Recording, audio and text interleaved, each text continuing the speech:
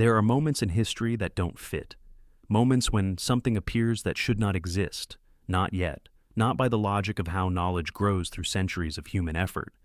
Most of the time, historians find an explanation. A missing manuscript surfaces. The gap closes. But sometimes the gap does not close. The evidence sits there, documented and verified. And the only honest conclusion is that we do not understand what we are looking at.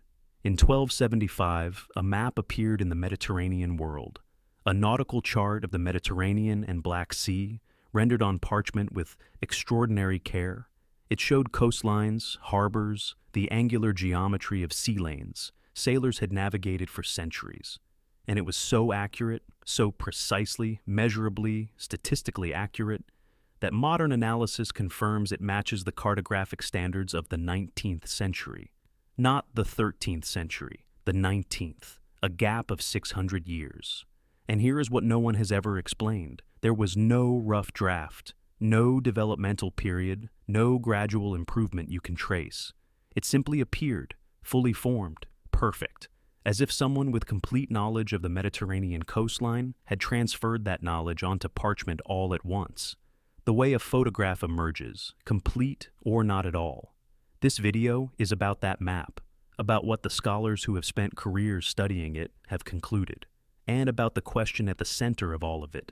Unanswered, possibly unanswerable, but one that changes how you think about human history the moment you truly understand what it is asking. To feel the weight of what the Portolan Charts represent, you have to place yourself in the world of 1275 and understand what cartography meant in that era, what it was capable of, what it looked like at its absolute best. Medieval maps existed before the Portolan Charts appeared. They have been studied and cataloged, and they are, by modern standards, almost entirely useless as navigational tools. They were not designed to accurately represent geography. They were designed as symbolic representations of a world understood through theology and tradition. The most famous type, the Mappa Mundi, placed Jerusalem at the center, because Jerusalem was the spiritual center of the Christian universe. Distances were rough approximations. Coastlines were impressionistic. If you had tried to navigate a ship using one of these maps, you would not have arrived late. You would have run aground and died. This is the cartographic baseline of 1275. And against that baseline, what appeared in that year was not a step forward. It was not an improvement on what came before. It was a categorical leap into a different order of accuracy entirely, one that had no precedent in the European medieval world, and that would not be equaled again using contemporary methods for another 600 years. The oldest surviving Portolan chart has a name, the Carta Pisana. It is held in Paris. It dates to approximately 1275 to 1300, and when you look at it, really look at it, comparing it point by point against modern satellite imagery, the experience is genuinely disorienting. The Mediterranean coastline is correct, not approximately correct, not roughly correct in the way you might expect from a skilled sailor with a good memory, correct in the way that a modern survey would be correct. The angles between coastline segments are right. The proportional distances between major landmarks are right. The positions of islands relative to each other and to the mainland are right. What makes this disorienting is not just the accuracy, it is the uniformity of it. If the chart had been built from accumulated navigational experience, you would expect the accuracy to be uneven. Well-traveled routes would be accurate. Remote coastlines would be approximate. That is not what the Carta Pisana shows. It shows a consistent level of precision across the entire chart that makes no sense if it was built from observation. It shows the accuracy of systematic, mathematical, instrumented measurement. And in 1275, the Mediterranean world did not possess those instruments. The conclusion is hard to avoid. The Carta Pisana is a copy, a reproduction of something that came before it, something made with tools the 13th century did not have. For centuries, the Portolan charts were admired without being fully understood. Scholars knew they were unusually accurate. They suspected something was unusual about their origins. But the tools to measure exactly how unusual, to put precise numbers on the gap between what these charts showed and what medieval cartography should have been capable of, those tools did not exist until recently. Roel Nicolai is a Dutch researcher who spent years at Utrecht University working on this problem. His doctoral thesis, published in 2016 by Brill Academic Press, is one of the most rigorous analyses of these maps ever produced. Using geodetic analysis, the same mathematical framework used to measure the accuracy of modern survey maps, Nikolai compared the geography shown on the Portolan charts against real geography with statistical precision. He calculated the root mean squared error, the average distance between where the map said a coastline feature was and where it actually is. The number he found was approximately 11.3 kilometers. Across thousands of kilometers of coastline, hundreds of individual measurement points, the average error was 11 kilometers. Modern cartographers equipped with instruments, triangulation, and chronometers did not consistently achieve this level of accuracy across the entire Mediterranean until the 19th century. The medieval charts were 6 centuries ahead of their time. Nikolai then tried the obvious test. He attempted to recreate the charts using methods actually available to medieval cartographers, averaging observations from multiple sailors, synthesizing reports from different voyages. The result was maps roughly 1,000% less accurate. Not a little worse, 1,000% worse. The gap was categorical. No accumulation of medieval observation, no combination of medieval techniques could have produced what the Portolan charts show. They were copies. They had to be copies. The question was what they were copying. But Nikolai's investigation revealed something even stranger than the overall accuracy. When he looked closely at the internal structure of the Portolan charts, at the mathematical relationships between different sections, he found that the charts were not unified wholes. They were mosaics. Each surviving chart appeared to be assembled from between 5 and 10 separate overlapping sections, each created at a different time, each possibly derived from a different original source. The seams were visible if you knew what to look for.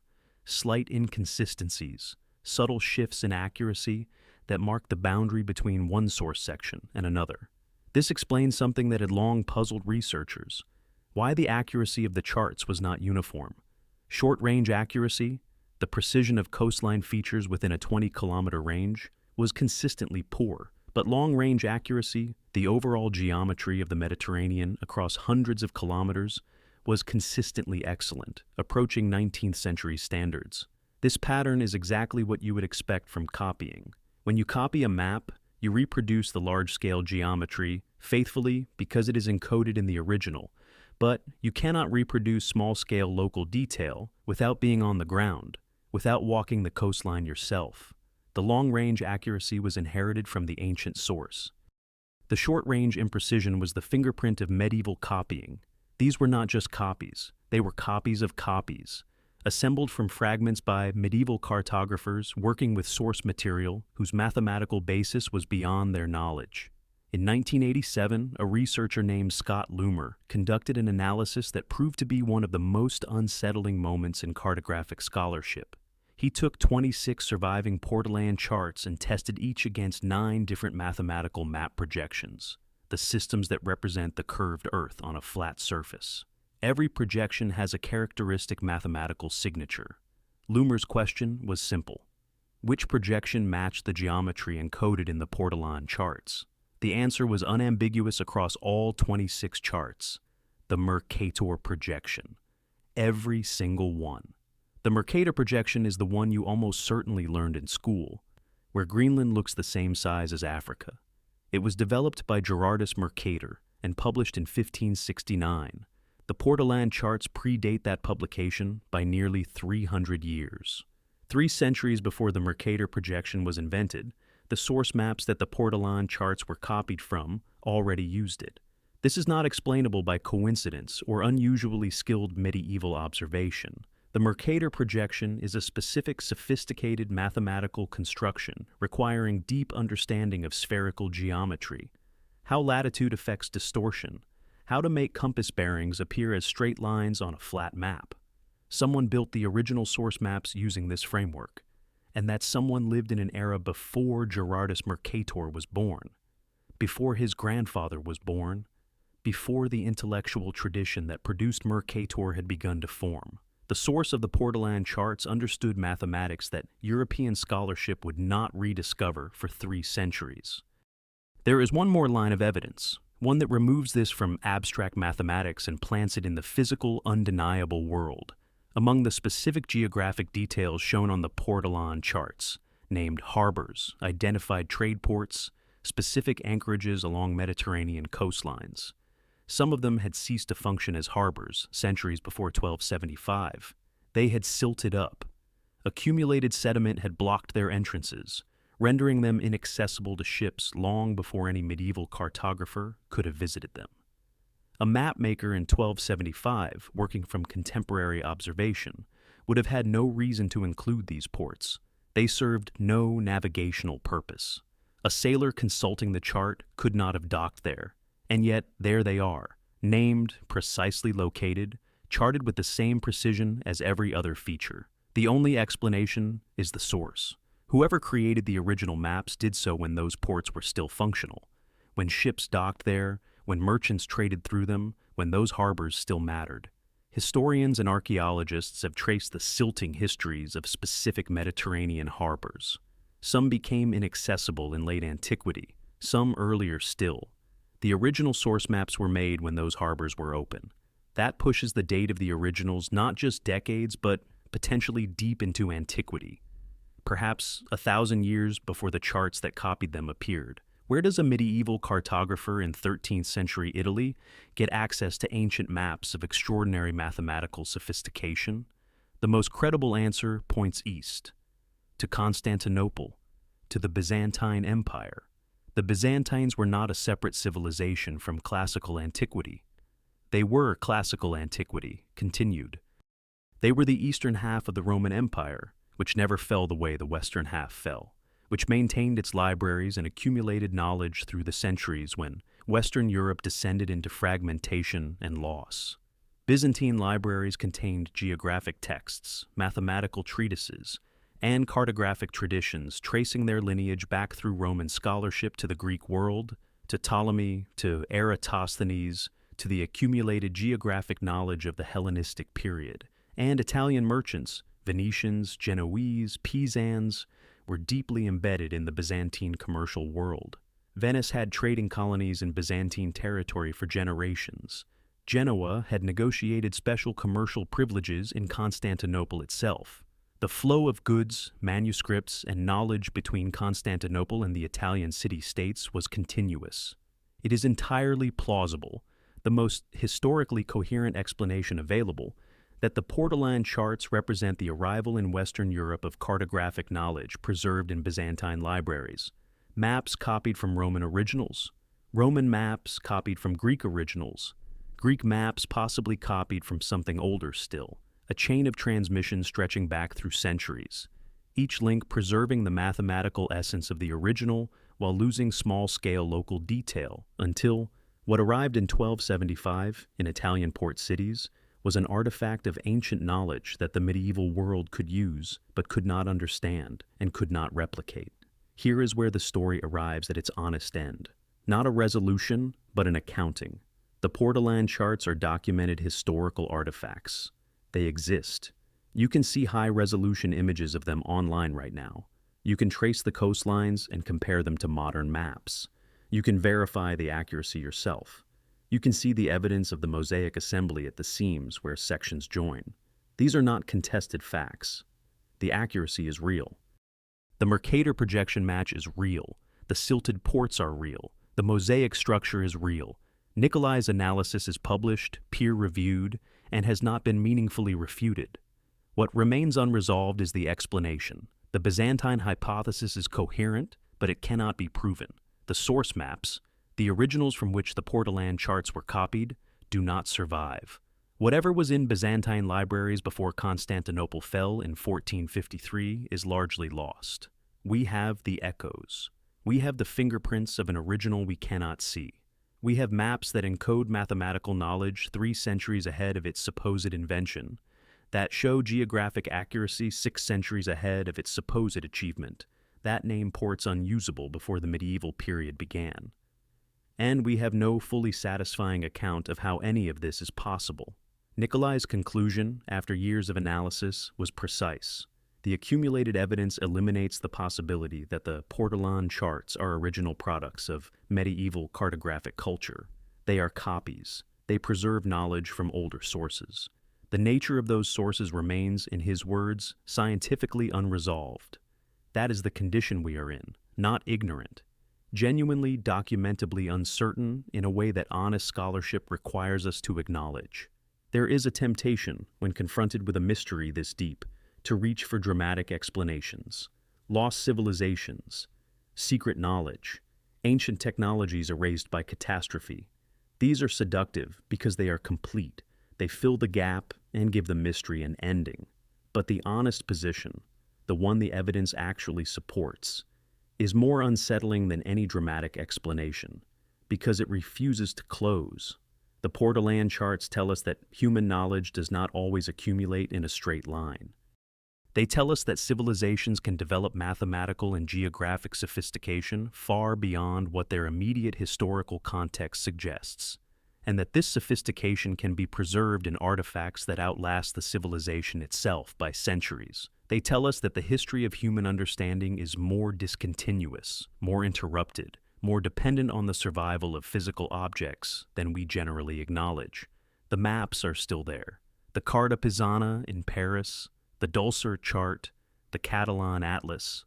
You can look at them. You can trace the coastlines and feel the disorientation of recognizing a world rendered with impossible precision by hands that should not have possessed that precision. About 130 to 180 Portolan charts survive from the medieval period, each one carefully rendered on parchment, each one a copy of something older, assembled from fragments of something even older, pointing backward through centuries toward a source that left no name and kept no record and is known to us only through the impossible accuracy of what it produced. In 1275, a map appeared, fully formed, perfect, with no predecessors and no explanation. It encoded mathematics 3 centuries ahead of its supposed invention. It showed ports that had been inaccessible for generations. It came from somewhere, from someone, from a moment in human history when someone understood the shape of the world well enough to record it with a fidelity that centuries of copying and loss could not entirely erase. We are still trying to find them. We may never succeed, but the map remains. And the map does not lie. If this story has stayed with you, if you find yourself still thinking about those coastlines, those silted ports, that Mercator projection encoded 3 centuries before it was invented, then you already understand why this channel exists. History is not a settled subject. It is an ongoing investigation into a past that keeps revealing how much we do not yet know, how much has been lost, how much is waiting to be rediscovered.